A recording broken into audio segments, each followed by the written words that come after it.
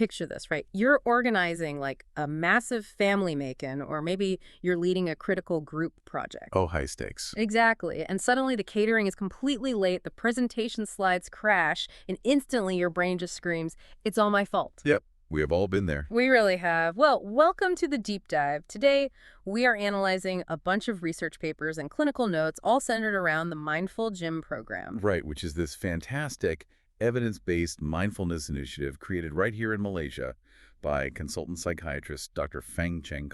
Yeah, and it's designed specifically to give our multi-ethnic community practical, everyday mental tools that you can actually use. So our mission today is to extract the most crucial insight from all these sources, which is basically how to stop carrying the crushing weight of false guilt. Yes, we're looking closely to a very common cognitive distortion known as personalization. Personalization. I feel like we need to define this ghost haunting our thoughts before we can banish it. For sure. So the research defines personalization as acting like you are the absolute only variable in a really complex situation. But, I mean, why does the human brain default to taking all the blame? It just seems so counterintuitive to willingly make ourselves miserable, you know? It does. But it's actually an evolutionary survival mechanism. The human brain completely craves safety through control. Oh, I see. Yeah, so if a situation goes totally sideways and you tell yourself it's entirely my fault, you are subconsciously creating an illusion of control. Like you're telling yourself, if it's my fault, I can just fix it next time. Exactly. The problem is it blinds you to reality. It's actually the exact opposite of its twin error, which is blaming, where you just shift all the fault onto others. With personalization, you just sort of hoard all the blame yourself. You become this emotional sponge for everybody's mistakes. And the clinical notes we're looking at show this happening just everywhere. Oh, constantly. Like, we see a student feeling 100% responsible for a 5-person project failing, or healthcare workers blaming themselves entirely for a systemic medication error. Right, completely ignoring that they were short-staffed and working a double shift. Exactly. Or even parents. Like a 7-year-old throws a tantrum at school, and the parent instantly internalizes it as a direct failure of their parenting. They completely forget that kids just have bad days and, complex emotions of their own. Right, but okay, I have to play devil's advocate here for a second. Go for it. Isn't taking responsibility a good thing? Like, if I step up and say, the buck stops with me, doesn't that just make me a hardworking, conscientious person? Well, yes. Taking responsibility for your actual actions is fantastic. But personalization isn't about responsibility. It's a thinking error. How so? Because ignoring external system variables like timing, biology, or just other people's actions, that doesn't make you a better person. It just leaves you exhausted. Yeah. You get stuck in this fault focus instead of solution focus. Oh, that makes total sense. It reminds me of, like, making a cup of Teh Cham. Oh, I love Teh Cham. Right. But imagine you mix the sweet tea and the bitter coffee, and it tastes absolutely awful. Personalization is like solely blaming your stirring technique. Yes, that is exactly it. You're so focused on beating yourself up for how you stirred the cup that you completely ignore the fact that the supplier gave you sour milk. You just blind yourself to the other ingredients. That captures the mechanism perfectly. Because when you fixate on your stirring, you literally can't solve the actual problem.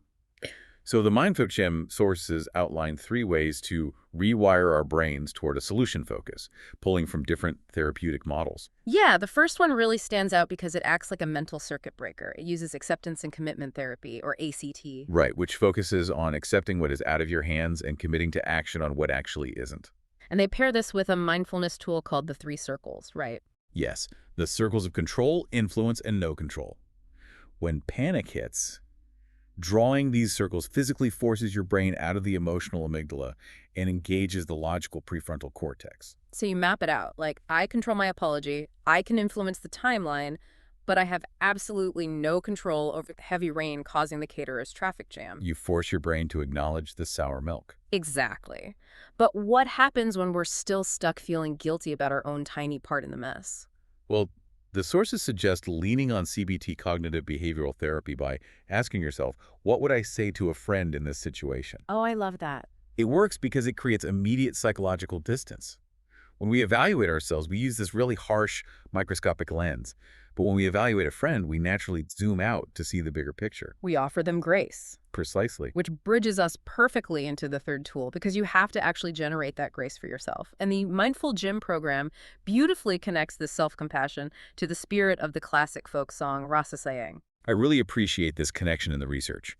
Rasa Sayang is so deeply rooted in warmth, friendliness, and just shared humanity. Yeah, it really is. So when you inevitably make a mistake, you shouldn't just clinically analyze it. You need to channel that Rasa Sayang vibe inward. Offer yourself the same genuine patience you'd offer a colleague. Because you really cannot pour from an empty cup. Let's pull the most important pieces of this deep dive together. Sounds good. Number 1, remember you are never the sole variable in a complex situation. 2, shift your mental energy from fault focus to solution focus. And 3, when chaos hits, map out those 3 circles of control to find clarity. And your call to action for this week is super simple. The next time a project hiccups or a family event goes totally sideways, before you automatically shoulder the guilt, just take one mindful breath. Just one breath. Yep. Picture those 3 circles. Find out exactly where your actual control ends. Such a crucial life skill. And, it leaves me wondering, if you stop spending all your mental energy feeling guilty about things you can't even control, what beautiful things could you actually build with that energy?